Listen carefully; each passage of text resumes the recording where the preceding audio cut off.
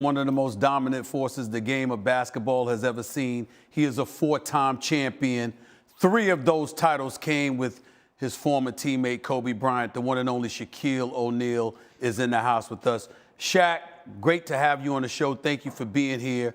Obviously, we're celebrating, not celebrating, but talking about the anniversary of Kobe Bryant's passing. Talk to me for a second about the thoughts initially that came to your mind as you've had an opportunity to reflect that it's 1 year ago today that Kobe Bryant passed away. Well, I was briefly reminded the other day that the anniversary was coming up, and can't believe that the year has went so fast. But listen, we're thinking about him. Everybody's thinking about him. I'm really thinking about his parents, Pam and Joe. I gave him a call today and let him know that I love him, let him know that I will always be there for him. But again, it's a sad day. He's gone way too soon. You said you spoke to Kobe Bryant's parents. Could you share with us how they're doing right now? How are they feeling? How did they sound when you spoke to them? Well, I just called and said, Mom and Dad, I love you. If you need anything, give me a call. We didn't really, conversate much. Listen, I know it's a rough day for them, and I didn't want to bother them. I just wanted to let them know that if they ever need me for anything, they can call. I love his mom, love his dad, love his sisters, and, I really, really feel for them. The world is hurting, but they're really hurting. The world is definitely hurting, no question about that. They're hurting. His wife, Vanessa, and his children are hurting. I know you're hurting. I'm hurting. But I will say this, there is a lot to celebrate when you think about the life of Kobe Bryant. And as you've had an opportunity over the last year to reflect on all he's meant to you, talk about the fond memories that still enter your mind when you think about the great moments you've had with Kobe Bryant. We have great memories. I can remember when he and I did the TNT special, and he talked about when we first met. I didn't remember that. I remember him coming to the locker room, and he was looking for Penny, and him and Penny, I guess Penny was too busy for him, whatever. And then he came to me and asked for autograph and a picture, and I was like, sure, young fella. I didn't even know that. Like, even when we played together, like, he never told me that.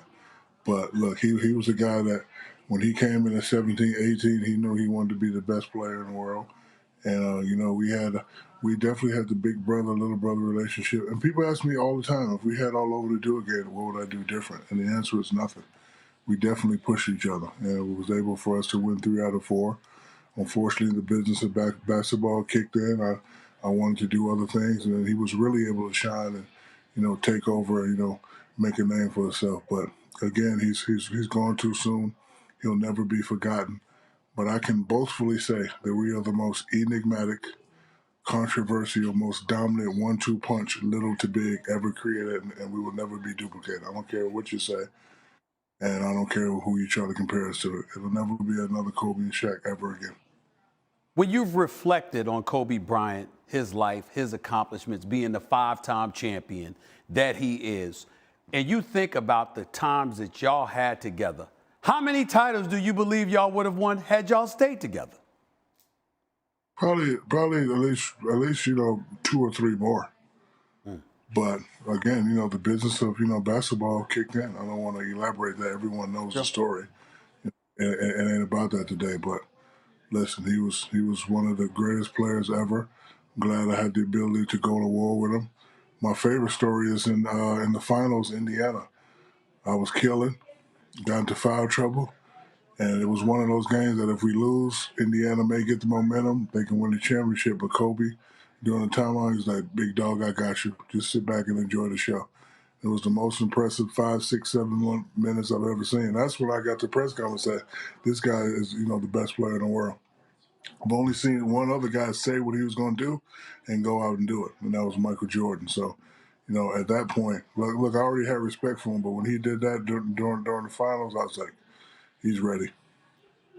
When I talk about seeing Kobe for the last time on New Year's Eve in 2019, I talk about him looking as if he had been happier than I'd ever seen him in the entire time that I've known him throughout his adult life. That's the happiest that I had seen him. He seemed relaxed, like he had accomplished everything. He was a few years removed from retirement, etc.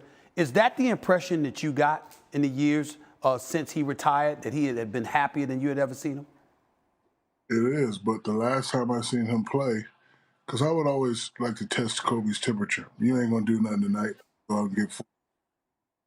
You ain't gonna do nothing. He go out and get 50. So his last game, I was like, "Hey man, I need you to get 50." He's like, "Man, I'm too old for that." I was like, "You know what? You are old. You can't get 50." And he went out and hit 60. And look, he's been doing that since 17, 18 years old. And that's why he's one of the greatest. But he was definitely happy.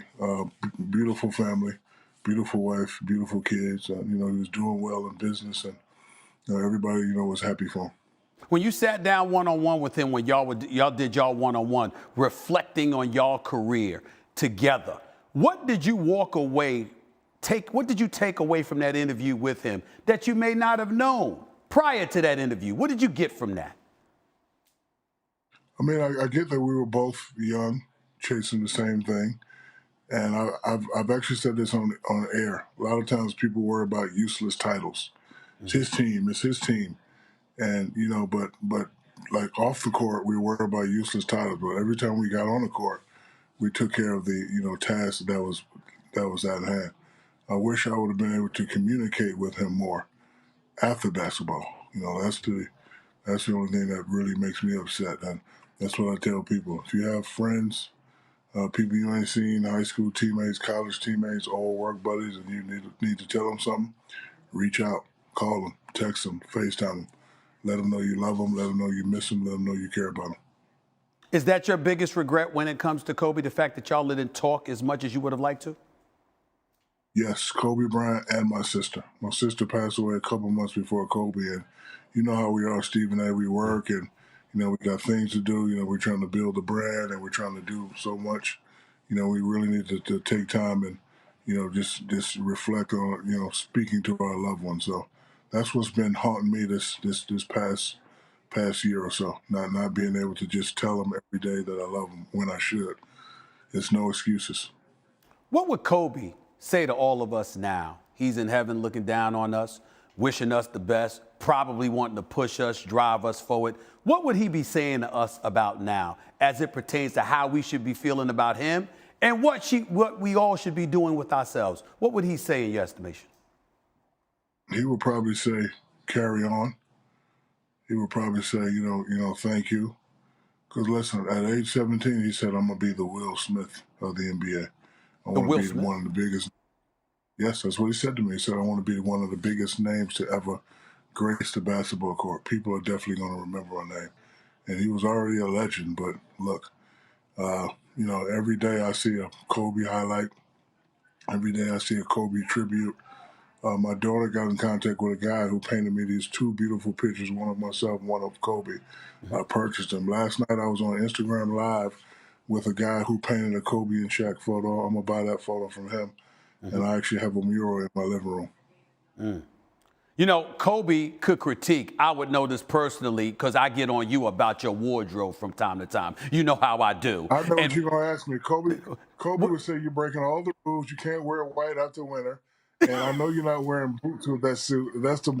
Take that suit, take it outside to a New York City dumpster, and set it on fire and run away. Don't walk away. He would not say that. He would not say that, SHAQ. He would not say that. No, he would not say that. I will tell you this, though. I'm going to tell you a quick story. One time he came into the Staples Center, and he was wearing some outfit looking like he was Gandhi or somebody. I walked up to him. I said, what is that? He said, come here. And he looked at me, and he used the MF word, and he said, let me tell you something. I've been on the cover of GQ twice. Fall back. I couldn't come back from that, SHAQ. I couldn't come back from that. What did he say to you about your wardrobe? But first of all, I'm changing your name to Stephen Belafonte Smith. Because that's who you look like right now. You look like a jazz singer from the 90s. Let's scoop it up, boop, boopity boop, ba ba ba da ba. Come on now. Smith. so he would have a problem with this. He would have a problem with this right here. Bro, but not what you've been wearing. But not what you've been wearing. You can't wear white in the winter, man. It's not white. It's gray. Is it gray or white? It's gray. It's gray. Oh, okay. All right. My bad. Look, man, get out of here. I gotta go. I appreciate you, big boy. Thank you for taking time out.